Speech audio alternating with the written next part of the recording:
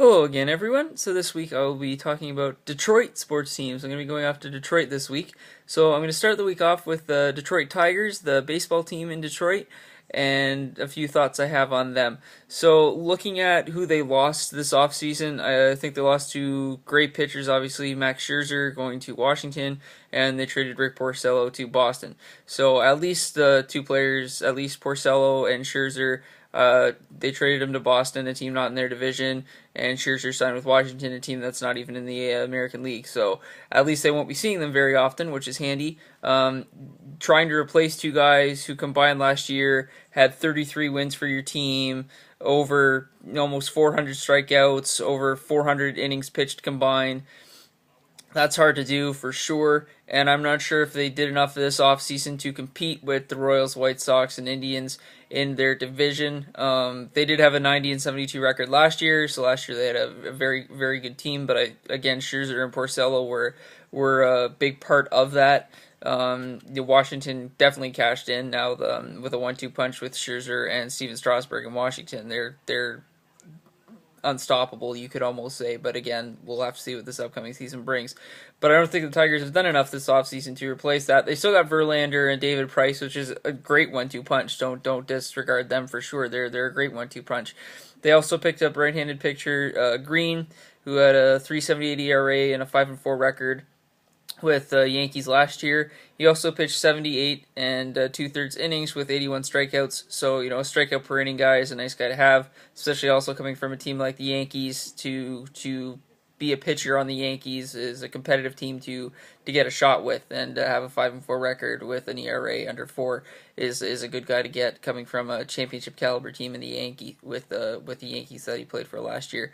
They also signed Anthony Gose, who played for the Jays, but the Jays didn't really have a spot for him anymore, and he's MLB ready, I think. So picked up a good speedy center fielder there. When they traded Porcello to Boston, they got Cespedes. Left fielder Cespedes last year had 23 home runs, 100 RBIs between the Athletics and the Red Sox. And then they also got a right-handed pitcher, Wilson, who last year had a 1.91 ERA and 28 and third innings pitched with 19 strikeouts. So not a lot to go off of, but a good young guy that they can hopefully develop and be a good guy for their bullpen, and who knows, maybe a 4 or 5 starter down the road. It was interesting, I thought, that they signed Cespedes or traded for Cespedes, because now when you look at their depth chart, they got Rajay Davis is listed as a left fielder, J.D. Martinez is listed as a left fielder, and Cespedes is also listed as a left fielder. So, I mean, you do have the DH position in the American League, which will come in handy. I think Cespedes can pop into that role some nights and give Victor Martinez a night off. You can also have Davis on the bench or Martinez on the bench and have good guys come off the bench in close games in the 7th inning on kind of thing. Looking at Victor Martinez, who's listed as your DH kind of thing last year, 335 average, 32 home runs, 103 RBIs. So hopefully he can stay healthy and he'll be your everyday DH. But like I said, Cespedes can pop in for maybe 25-30 games, give 25 to 30 games, and give Martinez an off day, especially if it's a day game after night game kind of thing. Do something like that. Miguel Cabrera is obviously the big guy on your team, the star of your team, the face of your franchise, if you were to give one. Again, they got a lot of stars in the team, so the Tigers are hard to say who's the face of your franchise, but I'm going to say it's Cabrera, their first baseman. Last year he had a 313 average with 25 home runs and 109 RBIs, so hopefully, again, he can stay healthy and produce for them like he has the past few years, and he can continue to have an average over 300 and make a good contribution to the team. The reason why I said it was interesting, they picked up Cespedes and he's listed as a left fielder. Davis did play a lot of center field last year, so hopefully that's where he'll compete, and I think him and Ghost will compete for that job. Davis, for when he was playing with the Blue Jays for many years, he wasn't an everyday player. But when you look at his production from last year with a 282 average, 27 doubles, and 36 stolen bases, I think he needs to be an everyday player. I think he's a guy you want to have in your lineup.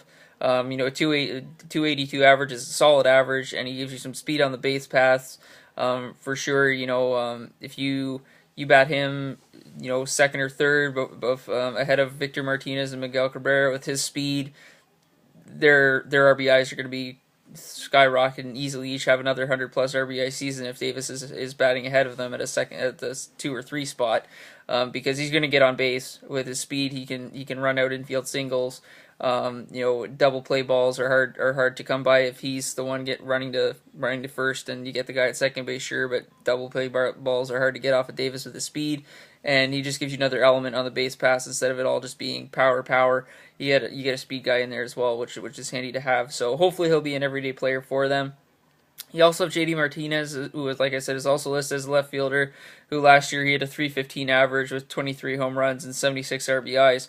But that was only in 123 games, so you tap on another 40 games to that, and he could have had 25 home runs and 90 RBIs kind of thing, easily kind of idea, right? So he'll probably get a lot of playing time. It'll be interesting to see with Cespedes what they do now, because they got all these outfielders. You got Ghost, Cespedes, Martinez, Davis, and they're all everyday players in my opinion, but one of them obviously isn't going to get that opportunity. So we'll see what happens. It's a great bat and great guy to any of them to have coming off the bench for sure. So we'll see what happens when opening day comes around, who their three outfielders are going to be for sure. Looking back into the infield, like I said, you got Cabrera at first. You also got Ian Kinsler as your second baseman. Last year he had a 275 average with 17 home runs, 92 RBIs, and 15 stolen bases. So not quite as much of a speed guy as Rajai Davis, but another guy that gives it a little bit of a speed element out of the base paths, and a guy that pitchers got to keep an eye on when he's at first base, because he can take off for a second at any time, kind of thing. And he's got a bit of pop in his bat as well. 17 home runs isn't anything to shy away from. 92 RBIs. It's another great thing. Anytime that a guy can get close to 100 RBIs, he's producing for your team, and that's a guy you want for sure. Looking at their pitching staff, like I said, you got Price and Verlander as a great 1-2 punch. Last year, Verlander had 15 wins, 206 innings pitched, 159 strikeouts, and a 4.54 ERA. So his ERA was a little elevated, but I don't see that as being a problem, especially with the roster they have. They can produce runs for you. Obviously, Verlander would like to have an ERA probably somewhere in the 2.5 to 3.5 range ratio, but that's hard to do, especially with the teams that you're going to be facing.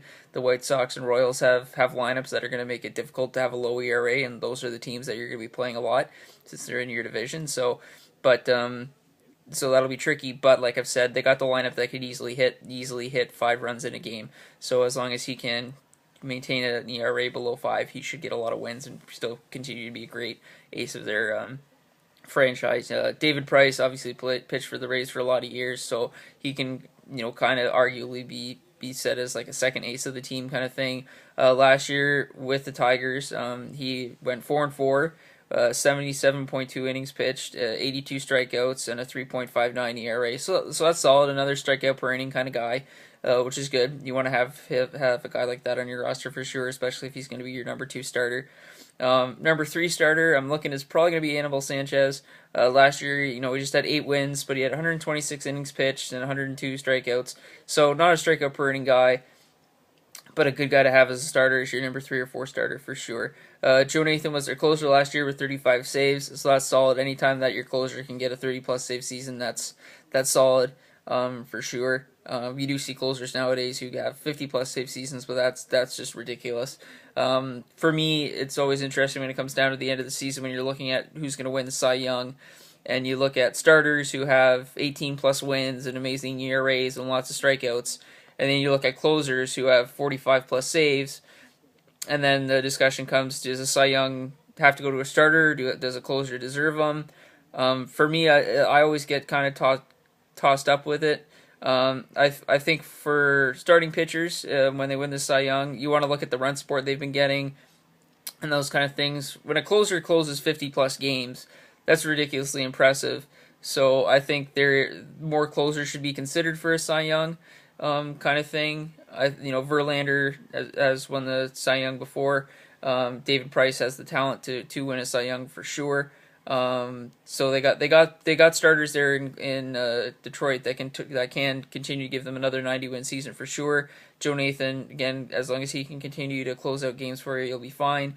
But like, I'm just going off of the Cy Young thing for a little bit.